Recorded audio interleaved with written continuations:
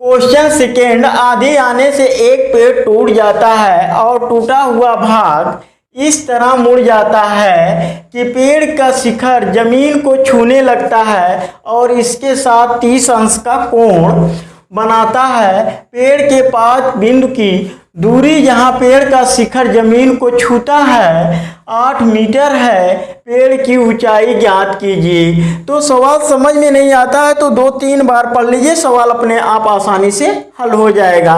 इसमें कुछ कहा नहीं गया है, सिर्फ कहा गया है कि एक पेड़ है। मान लीजिए ये आपका एक पेड़ है, ये आपका धरती है मीन्स पृथ्वी, इसको आप ऐसे ऐसे कर दीजिए, ये आपका पृथ्वी है। बट पेड़ इतना ऊंचा ही नहीं है, पेड़ यहाँ से मुड़ गया है टूट के और जहाँ छू रहा है उस बिंदु को हम सी कह देते हैं। पेड़ की ऊंचाई इतनी थी यहाँ से यहाँ तक। तो अब हमें क्या करना, इसको मान रखना, मान इसका ए और ए बिंदु हो जाएगा बी और ए हो जाएगा आपका सी और ए बिंदु आपका हो जाएगा डी। चेंज कर लीजिए। यहाँ पर आपका 90 अंश का कोण बन रहा है, यहाँ पर 30 अंश का कोण बन रहा है। पेड़ के आधार माने पाद, जड़ से, पाद में जड़ होता है, जड़ से जहाँ टच करता है पेड़ टूट के मुड़ जाता है, जहाँ टच करता है उसके बीच की दूरी कितनी है, उसके बीच की दूरी 8 मीटर है। इतनी जानकारी हमें मिल गई। तो जो हमारा पेड़ खड़ा है ये टोटल हमारा तो पेड़ था, आधी से तो ये बी पॉइंट से टूट गया और यहाँ जाके टच कर दिया। तो अब इसको मानेंगे, इस वाले पोर्शन को एच मीटर, इसको मान लीजिए एक्स मीटर। तो ये जब मुड़ेगा तो आपका क्या हो जाएगा, यही एक्स वाला पोर्शन तो इधर आ रहा है, ये हो जाएगा आपका एक्स मीटर। तो पेड़ की ऊंचाई यदि हम देखें तो A B plus B C इन दोनों को जोड़ दें तो हमारे पेड़ की ऊंचाई हमें मिल जाएगी। तो जो फिगर आपका बना है तो आप हल करेंगे तो इसमें पहली हेडिंग डालेंगे रचना। रचना में क्या करना होता है, जैसे जैसे आप इसको बनाए हैं उसी के बारे में आप यहाँ लिख दीजिए। नंबर 1 में लिखेंगे माना ए सी एक पेड़ है।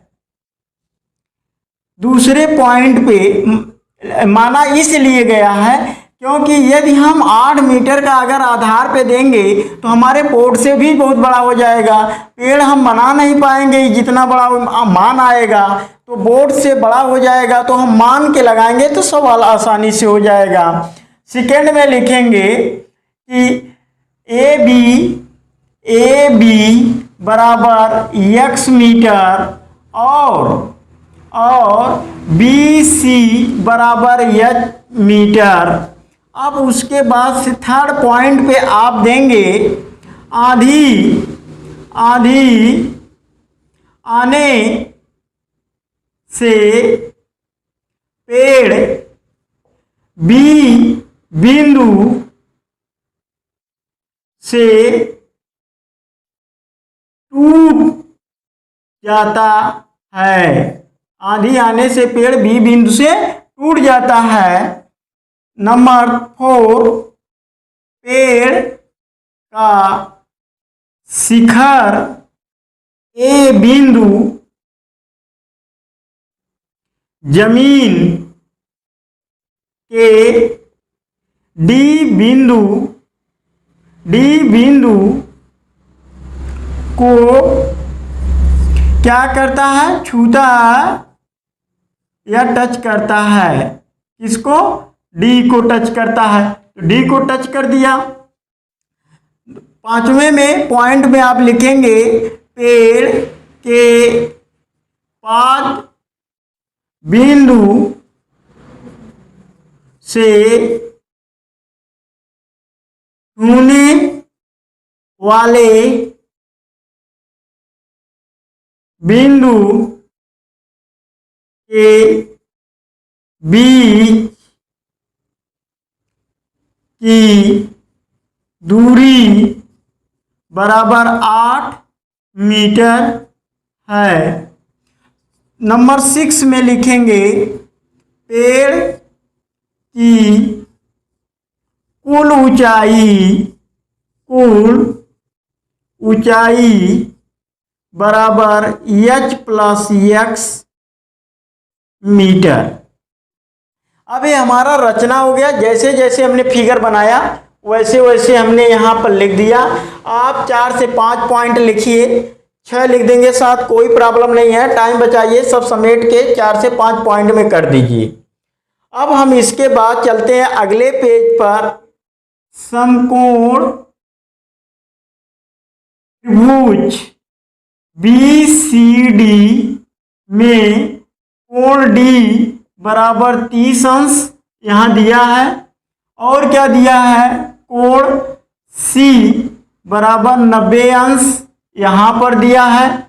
अब यहाँ पर देखिए कोण के सामने की भुजा क्या होगी, ये हो जाएगी आपकी लंब, और लंब के सामने की भुजा क्या होगी, कर्ण।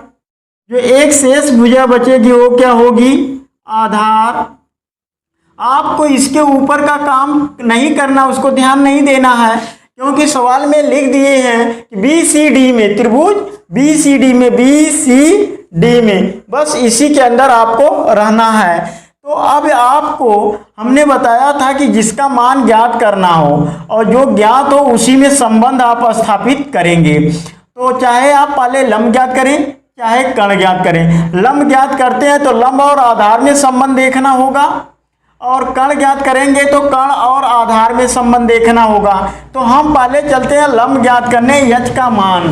तो हम क्या करेंगे, लंब और आधार में किसका संबंध होता है, tan का। तो लिखेंगे tan 30 अंश बराबर लंब बटे आधार। तो क्या हो जाएगा, tan 30 का मान 1/3 होता है, और लंब का मान यहाँ h दिया, आधार का मान 8 दिया है। तो हम क्रॉस मल्टीपल यहाँ करेंगे तो हो जाएगा √3h बराबर 8 × 9 8। अब फिर वही प्रॉब्लम कि यहाँ गुणा का संबंध है, ये राइट साइड में जाएगा तो भाग का संबंध बनाएगा। हमें h का मान ज्ञात करना है, तो हम h बराबर लिखेंगे 8/3। ये समीकरण हमारा 1 हो जाएगा। अब हम दूसरा निकालेंगे कैसे, दूसरे के लिए हम कर्ण, दूसरा हमारा होगा तो आधार और कर्ण में संबंध देखेंगे। तो क्या संबंध होता है, आधार और कर्ण में कास का संबंध होता है, चाहे हम कास लगाएं या सेक लगाएं। तो हम चलते हैं कास लगा लेते हैं। तो लिखेंगे कास थीटा बराबर आधार बटे कर्ण। तो आधार बटे कर्ण हमारा मान हो गया, तो थीटा का मान कितना है, 30 अंश।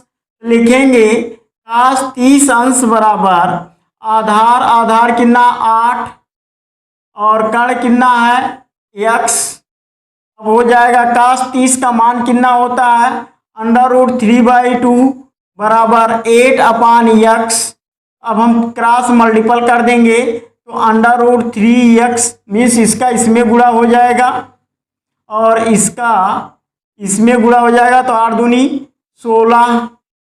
तो x बराबर मिल जाएगा 16/3। कैसे, क्योंकि x का मान हमें चाहिए, तो यहाँ x और 3 के बीच जो संबंध गुणा का, इधर से राइट जब जाएगा तो भाग का होगा, समीकरण नंबर 2 हो जाएगा। अब क्या करेंगे कि समीकरण 1 और 2 को जोड़ने पर लिखेंगे समीकरण 1 और 2 को क्या करने पर, जोड़ने पर जोड़ दीजिए। समीकरण 1 h लेफ्ट साइड, इसका लेफ्ट साइड कितना है x बराबर राइट साइड में कितना 8/3 प्लस इसका राइट साइड में कितना है 16/3। तो इसका एलसीएम जो होगा वो आपका होगा √3। तो जब एलसीएम अर्थात हर सेम हो एलसीएम वही हर होता है, अंश के मान सीधा सीधा आपस में ब्रिंग डाउन हो जाते हैं, अर्थात उतार लिए जाते हैं। तो ये कितना हो जाएगा, 16 8 24 बटे कड़ी में 3। लेकिन आप पढ़े हैं कि हर में कड़ी नहीं छोड़ते हैं, क्या करेंगे, हर के कड़ी से ही अंश और हर में गुणा कर देंगे और भाग कर देंगे। देखिए दोनों कैंसिल हो जाएंगे आपस में, मान वही है, केवल रूप चेंज है। तो ये कितना हो जाएगा, ये हो जाएगा 24 कड़ी में 3 बटे ये 3 त्रिका 9 कड़ी में 9, 9 का वर्गमूल कितना होगा 3, तो यहाँ लिखेंगे 9। तो ये अगर आप आगे बढ़ाते हैं ये हो जाएगा आपका 24 कड़ी में 3 बटे 9 का वर्गमूल 3, 3 एक का नाम 3, 3 बटे 24, तो ये हो जाएगा 8 कड़ी में 3। तो आपको क्या मिला, h प्लस x बराबर इतना मीटर। अब लिखेंगे पेड़ की कुल ऊंचाई बराबर h प्लस x बराबर 8 कड़ी में 3 मीटर। ये आपका आंसर हो जाएगा।